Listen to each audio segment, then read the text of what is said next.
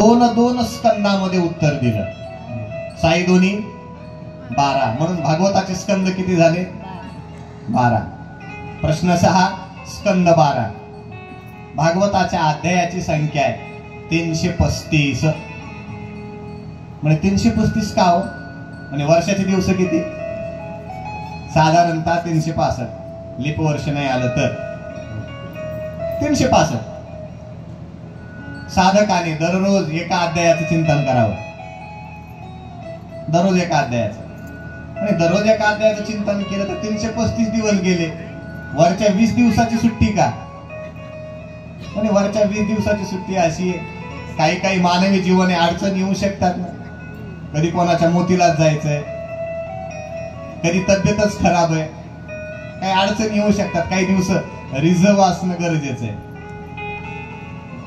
335 अध्याय वर्षभर तुम्ही चिंतन करावं म्हणून 6 प्रश्न उत्तरादाखल 12 स्कंद 335 अध्याय आणि श्लोकाची संख्या आहे 18,000. भागवताची श्लोक संख्या किती आहे? 18,000. तुमचं आवडतं शिव महापुराण त्याची श्लोक संख्या आम्हाला काय माहित? आम्हाला फक्त एक लोटा जर माहिती म्हणा, बाकी काही माहित नाही.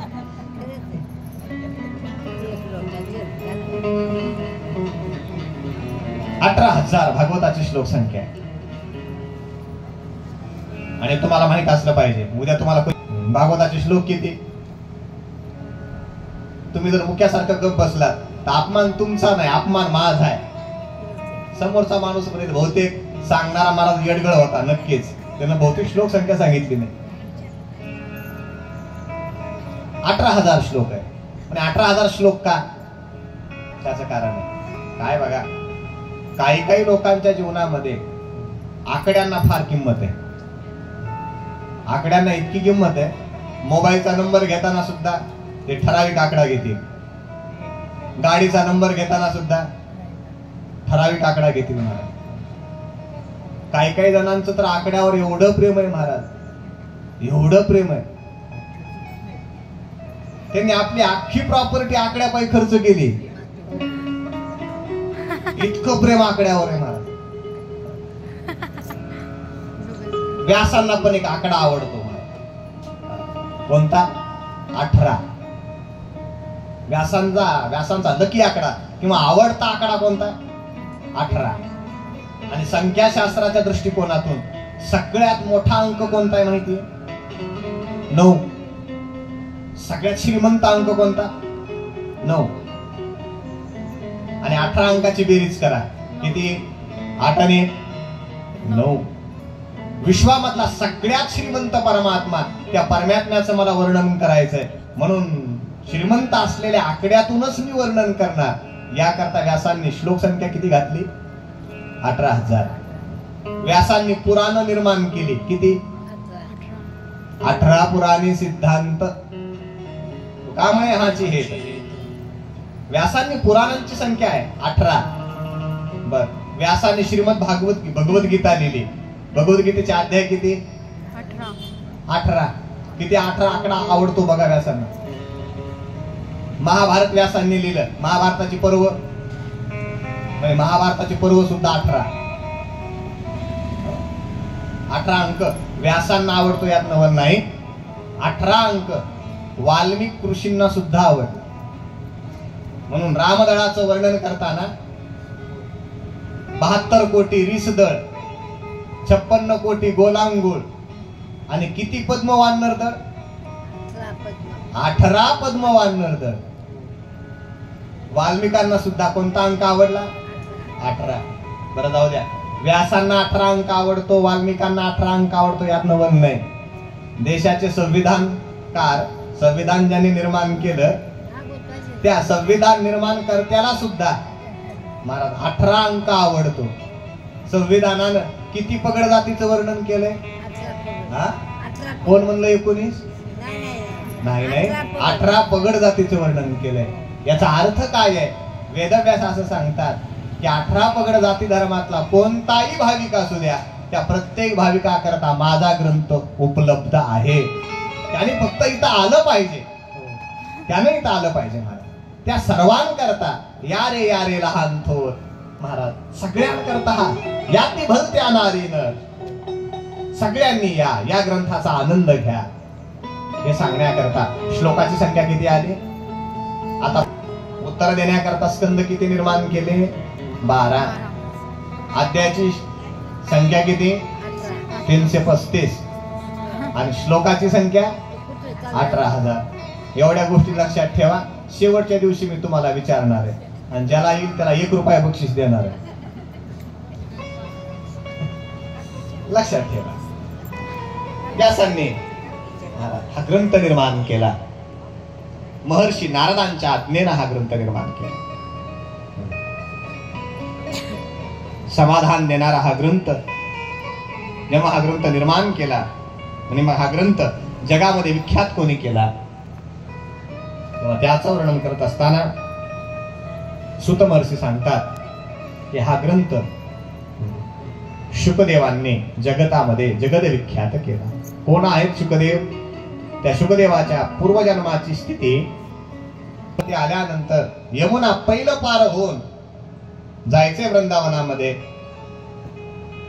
नावाडी लोकांकडे आले. सगळे नावाडी आपापला डब्बा खात बसले. पलीकडे कोण नेणार? पाहिलं एका नावेमध्ये एक नावाड्याची मुलगी बसली होती. पाराशरांनी तिला विनंती केली.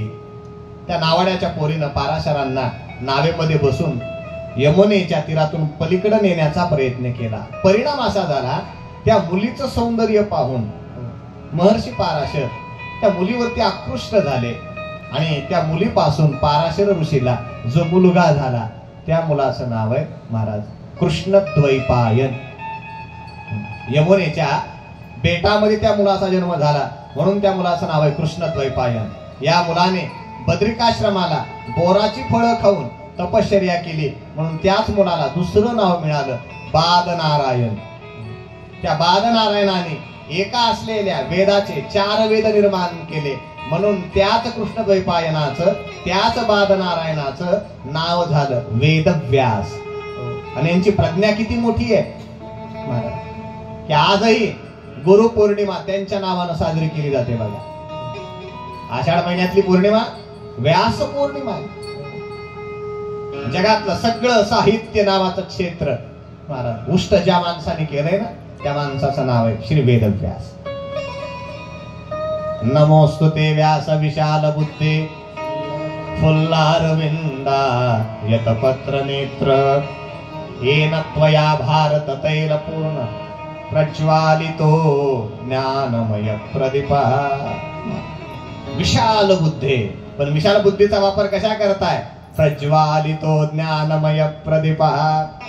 ज्ञानाचा दीप प्रज्वलित करण्याकरता विशाल बुद्धीचा वापर आहे. त्या वेदव्यासाने अनेक ग्रंथाची निर्मिती केली पण समाधान नव्हतं. महर्षी नारद एके दिवशी महाराज व्यासांच्या आश्रमामध्ये येऊन दाखल झाले. व्यासांनी विधिवत त्यांचं स्वागत केलंय. बसण्याकरता आसन दिलंय. घाली संतासी आसने पूजा करी काया वाचा मने एका जनार्दनी जाणे इच्छिले ते पुरवी. संत महात्म्यांना आलेल्या अतिथीला आपण आसन दिलं पाहिजे.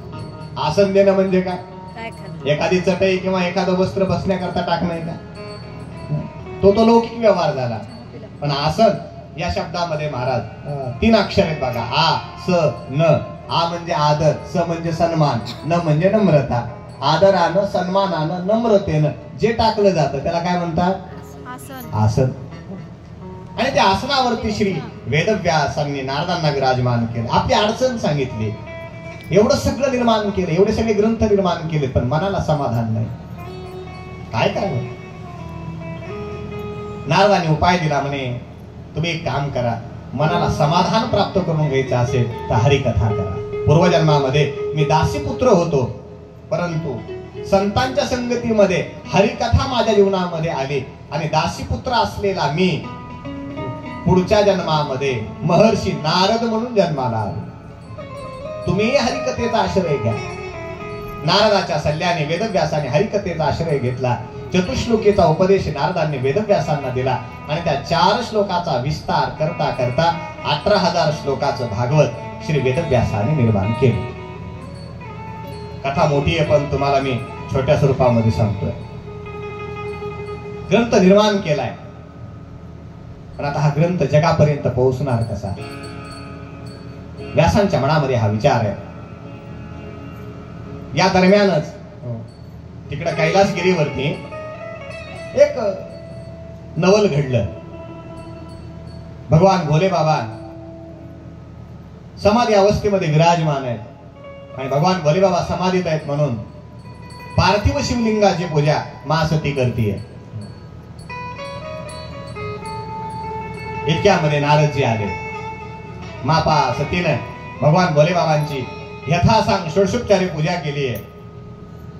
हात जोडून त्या पार्थिव शिवलिंगाची प्रार्थना महासती करते. सानंदमानंद वने वसंतम आनंद कंदम हतपाप वृंदम वाराणसीनाथ मनाथनाथ श्री विश्वनाथ शरणं प्रपद्ये. कर्पूर गौरम करुणावतारम संसार सारम भुजगेंद्रहारम सदा वसंतो हृदयारविंदे भवं भवानी सहितं नमामि. चालू प्रार्थना करते सती प्रार्थना. इतक्यामध्ये नारद आले. नारदाने ती प्रार्थना ऐकली. सतीने आपली पूजा पूर्ण केली आणि आपल्या सेवकगणांना प्रसाद देण्याकरता जेव्हा आपलं मुख वळवलं, नारदांना पाहिलं. म्हणे वा वा, नारदासारखा महात्मा आला. बरं झालं नारदजी तुम्ही आलात, या बसा. नारदांचा सन्मान केला. सन्मान घेऊन नारद विराजमान झाल्यानंतर नारद सतीला म्हणतात, वा सती, काय तुझी भक्ती, काय तुझा त्याग, काय तुझी तपश्चर्या, काय तुझं प्रेम आणि काय तुझी निष्ठा. वा, जगामध्ये इतकं फिरतो मी पण तुझ्यासारखी बाई काही बघितली नाही. किती कष्ट, किती तपश्चर्या. पण खरं सांगू तुला, तुझ्या कष्टाची जाणीव कोणाला नाही. तुझे कष्ट कोणालाही दिसत नाही. झालं महाराज, एवढंच बाईला म्हणायला उशीर आहे. तू घरासाठी काय करते हे कोणालाच कळत नाही. सतीला एवढं म्हणल्या सती मटकन खाली बसली. म्हणजे नारदा खरे बघ तुझं, बघ ना मी इतकी मरमर करते पण दिसतं का कोणाला? कोणालाही दिसत नाही. एकटा तू भेटलाच बघ, माझ्या कष्टाची जाणीव तुला झाली. नाराजी म्हणले, साक्षात भगवान भोले बाबा इथं असताना एवढा सगळा पूजेचा उपद्व्याप कशा करता? म्हणे मी त्यांची भक्त आहे ना, आणि मी भक्त असल्यामुळे त्यांची भक्ती करणं माझं कर्तव्य आहे, म्हणून मी हे करतो.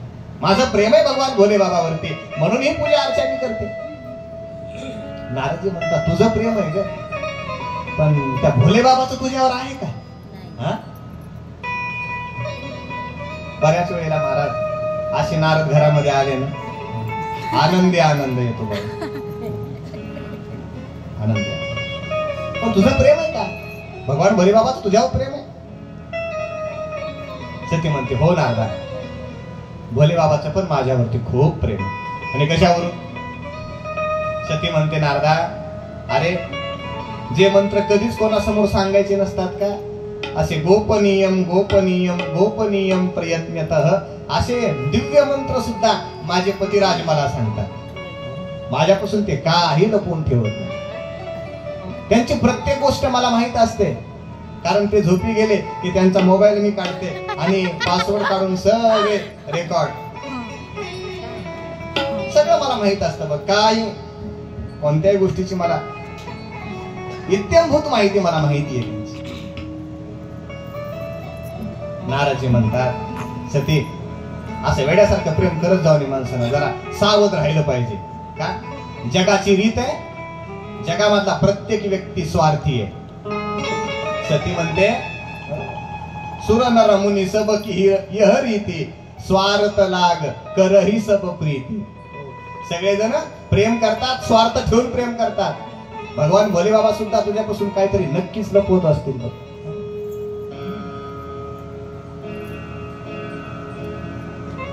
सती म्हणते, नाही रे, जग स्वार्थी असेल पण माझे पती मात्र निस्वार्थी. ठामपणाने जेव्हा सती असं बोलत होते, नारदाने विचारलं, मग सांग बरं, तू म्हणतेस ना सगळं माहिती, सगळं माहिती, मग तुझ्या नवऱ्याच्या गळ्यामध्ये असलेली रुंड माळा ती कोण आहे? सतीनं कपाळाला हात लावून घेतला. म्हणजे कधी विचारच केला रे नारदा कोण असेल तर? नारद म्हणजे तुझी सवत असली तर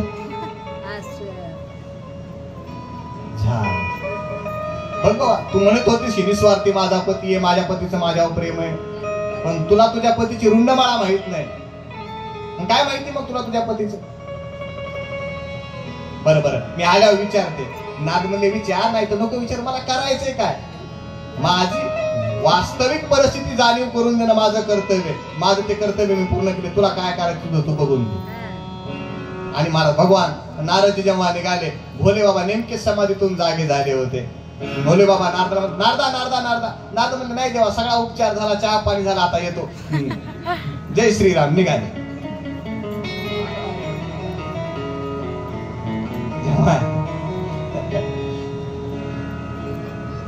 नारदजी निघून गेले गडबडीनं. भगवान भोले बाबाच्या गोष्ट लक्षात आली की ज्या अर्थी नारद आपल्या घरामध्ये आले त्या अर्थी नक्कीच बरबाद केलं लोकांनी, नारदाला बदनाम केलं. नारद जिथे येतात तिथे काय करतात? कळ लावतात. कळला विजय नारदे, भांडण लावण्याचं काम नारद करतात. पण एक गोष्ट लक्षात ठेवा बरं, नारद कुठेही भांडण लावत नाहीत. नारद कुठेही कळ लावत नाहीत. नारद कुठं कळ लावतात? जिथं कळ आहे तिथं कळ लावतात, कुठेही नाही लावत. जिथं हित करायचे तिथंच कळ लावली आहे. भोले बाबा आले, सती जरा नाराजीतच होती. महाराज नियम असा होता, समाधीतून आल्यानंतर सती स्वागता करता हजर व्हायची, पण आज सती स्वागता करता नव्हती. शिवगणांना विचारलं भोले बाबांनी, अरे सती कुठे? म्हणे माता कोप भवनात जाऊन बसल्या. जुन्या काळामध्ये घर बांधल्यानंतर वास्तुशास्त्राच्या हिशोबानुसार वास्तूमध्ये दोष प्रगट होऊ नये याकरता कोप भवन नावाची एक खोली बांधण्याची पद्धत होती. जसं आपलं किचन आहे, जसं बेडरूम आहे, तसं कोप भवन एक स्वतंत्र रूम होती. म्हणजे कशा करता, समजा भांडण करण्याचा मूड आला तर घरामध्ये कुठे भांडण करायचं नाही, कोप ग्रहामध्ये जायचं आणि कोप ग्रहात जाऊन जेवढा कोप येईल तेवढा कोप बाहेर काढायचा. भांडण करण्याची खोली, तिचं नाव काय? कोपग्रह.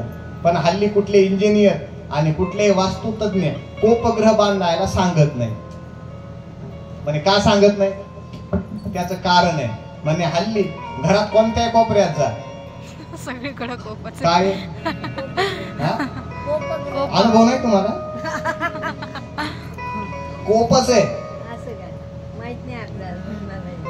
कोणत्याही घरात जा, कोपग्रहात सती आहे. बोले बाबा गेले. सती काय झालं? का चिडली माझ्यावर? का चिडली म्हणल्यानंतर मग सती फड फड फड बोलायला लागली.